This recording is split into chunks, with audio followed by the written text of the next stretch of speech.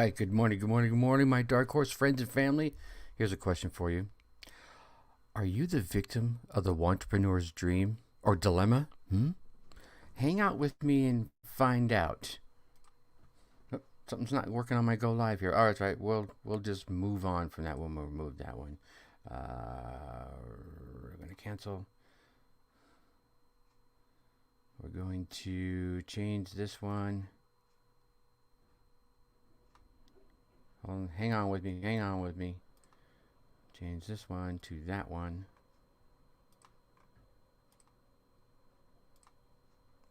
That one. And go. All right, you still with me? There we go. Good morning, my dark horse friends and family. Let's try this again. Let me start you off with the question. Are you the victim of the Wantrepreneur's dilemma? What do I mean by that? Well, if I go into it and think about it, right? To be a successful entrepreneur, so many others that I have met along my entrepreneurial journey have had to radically change the way we think about ourselves, the way I think about myself, my life, and my business. And not everyone had to change it. Maybe their mindset was already that way. But here's the thing about changing your mindset is you got to take that look at the man or woman in the mirror, right? Just like the song says, you got to look at that man in the mirror, and it can be a little painful of a process. Most people don't want to do it. Many people don't have the courage or the ganas, right? The internal fortitude to do that. And I think, if I think about it for a second, most folks aren't going to like what I'm about to say, but it's probably one of the hardest truths any entrepreneur or anybody is going to have to face. And it might be a little bit tough for you too. Here we go. You're exactly where you want to be. There it is. Your life is exactly as good as you feel you deserve right now. And I mean that in all senses of the words, right? Your career, your love life, your relationships. Your life is exactly where you want it to be.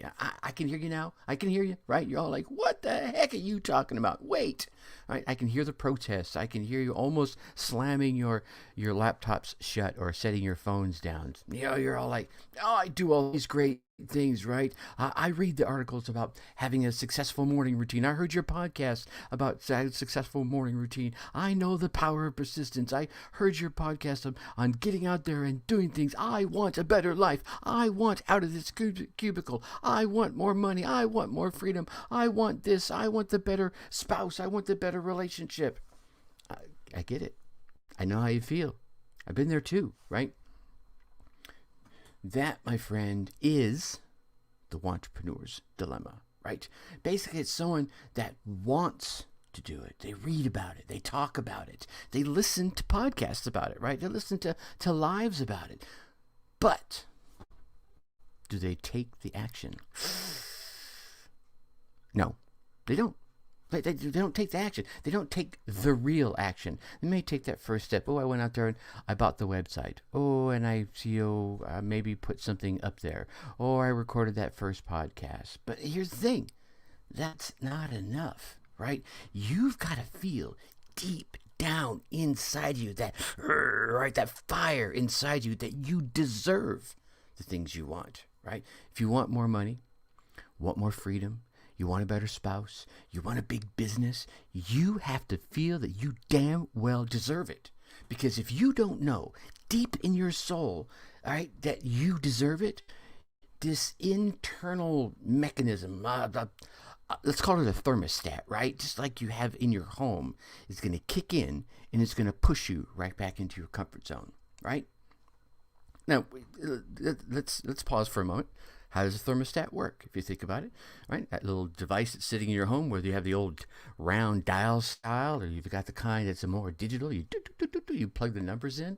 You're like, okay, it's summertime, it's July, it's going to be 87 degrees outside. Well, I don't want it to be 87 degrees inside my home, so I'm going to set it to 70. And once the temperature rises above 70, the AC kicks on and starts pushing it back down until it reaches 70 and it stops. You have these internal thermostats inside you. When it's getting going to be cold outside, you say, well, I don't want it to be, let's say 70. Let's leave it there, right? Maybe you say 69. You're a little crazy. When it falls below 69, the heater kicks in, right? And your internal heater is that, oh my gosh, I have to go do something. I got to get up. I got to kick myself in the butt, right? When something happens, maybe you lose a job, or there's a promotional opportunity, or something starts to fall back. I'm moving away from the microphone as I say that, right? When something starts to fall back, it gets cold. Your internal thermostat whops you upside the head, smacks you upside the head, kicks you in the butt, whatever it is. It lights your fire, and you start taking action until you reach the place where your thermostat is set for success. And then maybe you start getting all this great things are happening, and then you reach that top of your thermostat, and you start doing things to pull you back down. So what you need to do is really reset your thermostat for success. And really, the only way to change your thermostat, or that comfort zone, is to change the settings, right? You got to change that 70 up higher, right? So it gets hotter. And you got to change that 70 down lower, so when it gets colder. Maybe you don't want to change that one, right? Maybe you want to lift that one up too. But the only way to do that is to get into your limiting beliefs, right? And raise those upper limits of your comfort zone. And then heck, even raise the lower limits, right? So instead of waiting till it reaches 70 before you kick yourself in the butt, start taking action, maybe you set it to 71 or 72. You don't have to go crazy and say, I'm going to set it to 75. No, just kick it up 1 degree at a time. And these limiting beliefs can be something so, I know, they seem innocuous, where you're like, well, that's not a bad thing. If I think back, my father was a 23-year veteran of the United States Army. And one of the things that sticks out with me is my dad would get up at dark 30 in the morning. He was, to the civilians in the world, a chef, but he ran the mess hall for all the bases that we were stationed at. And he would get up at dark 30 in the morning, and I mean dark 30, 2:30, 3 in the morning, and go to work. And then we wouldn't see him probably till shortly after dinner time, but maybe right before dinner time. And, so that had me growing up. My dad was successful in his career, very successful, retired 23 years, like I mentioned. And then, went out and was offered different roles, and he didn't follow a culinary career after the military. He went into warehousing, was a warehouse manager, and again applied the same work hard mentality and was successful there as well. So I came away from that with the mentality that working hard meant working long hours, right? Which is not a bad thought to have. You get out there, you work out, you work hard, you bust your buns, but there's a ceiling on that, right? There's only so many hours you can work physically and mentally, right? You've got to sleep. You got to eat. You got to be social at some point, and especially if you want to be successful in a whole well-rounded life. So you've got to just pick away at those beliefs like that. You've got to really pick away on, hey, you just flip and destroy them. When you start, I started way back in the 90s picking away at that, because I went into my career right out of the military. I joined the military. Right after I got out of the military, I started a little company and was throwing all the crazy hours into it. Unfortunately, that led me to doing illegal methods of stimulation to maintain those hours, and that destroyed that business. And after I got myself cleaned up and started my corporate career, I reapplied that same limiting belief that working hours meant being successful, which had its impact on my family. And after I lost my 18-month-old daughter, I started reevaluating, God, how connected can I be to my family if I'm at work from, 5 in the morning to 4 and 5 in the afternoon, working 60 plus hours a week. And so I started exploring, and I found this limiting belief of, working long hours equals success. And it had done me well, but it had done me well to the detriment of other areas of my life.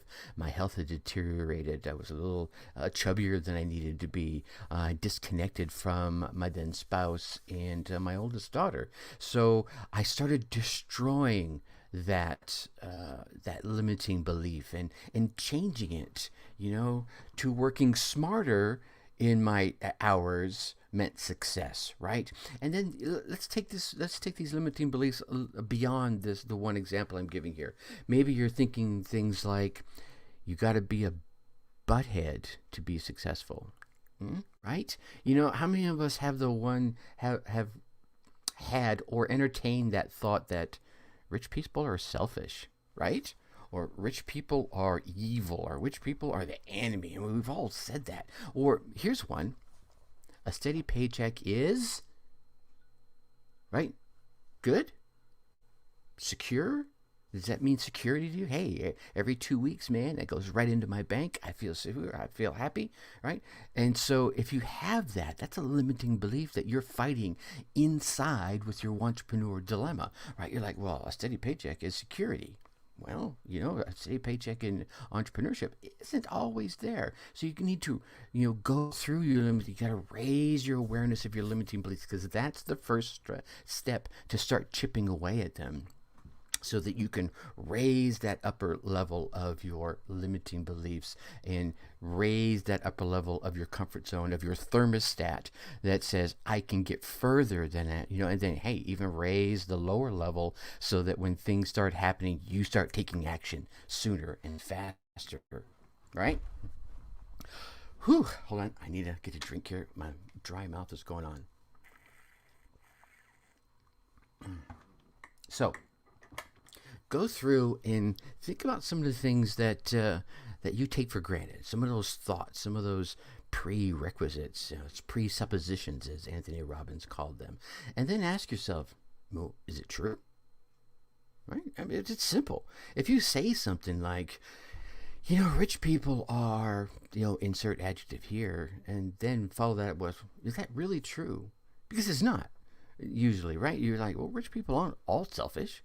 I've known quite a few of them, and they're not. They're very giving of their time and of their resources, which time is a resource, I get that, but of their knowledge, right, of their education. They're always willing to help out. That's not always true. So you need to ask yourself, is it always true? Then ask yourself why you believe it.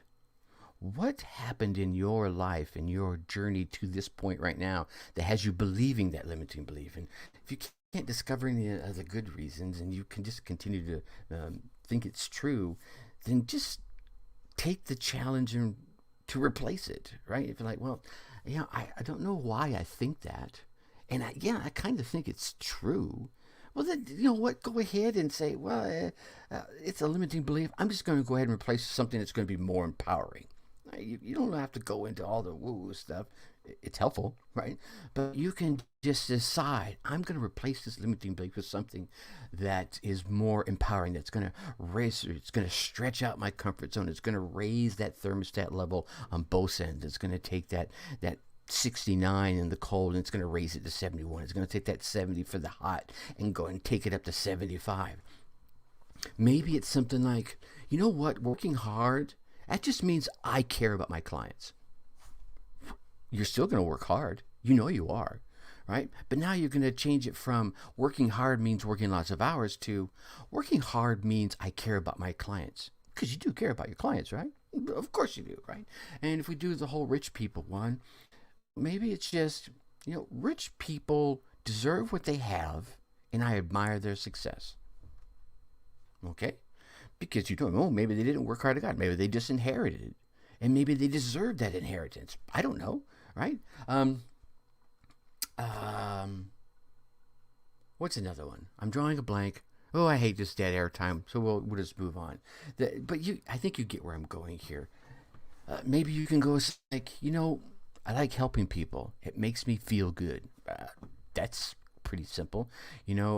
Helping others makes me happy. Helping other makes me feel fulfilled, right? Helping others do whatever it is you do, right? Helping others raise the awareness of their business, helping others get clients, right? You can fill it in with what it is you do as a product or a service. Then how is it going to make you feel? It makes me feel happy. It makes me feel proud. It makes me feel fulfilled, right? And then make sure you do those other beliefs that are spending quality time with my friends and family, right? That way you're not going to be so focused on the work side of things. You make sure you do the same thing with your relationship pieces. See, these empowering beliefs can replace your limiting beliefs, and they're going to alter that thermostat, those regulators of your comfort zone, to allow it to expand, to include so many of the things that to date you've only dreamt and desired, right? Your internal thermostat won't be kicking on that damn AC when you get to 71 and pushing you back down, right? Limiting your success. Modify those beliefs. Kick that sucker up to 79, 80, 90, heck, 110 degrees, and sweat like nobody's business. All right? Now, tomorrow, what are we going to talk about tomorrow? I'm going to look over here at my notes if you don't mind. That's right. Tomorrow, I wanted to do an episode on the eye chart method of goal setting that I've come up with over the years. So you're not going to want to miss that. All right. That's tomorrow. Until tomorrow, I'm going to leave you as I always do. Think successfully and take action. Peace.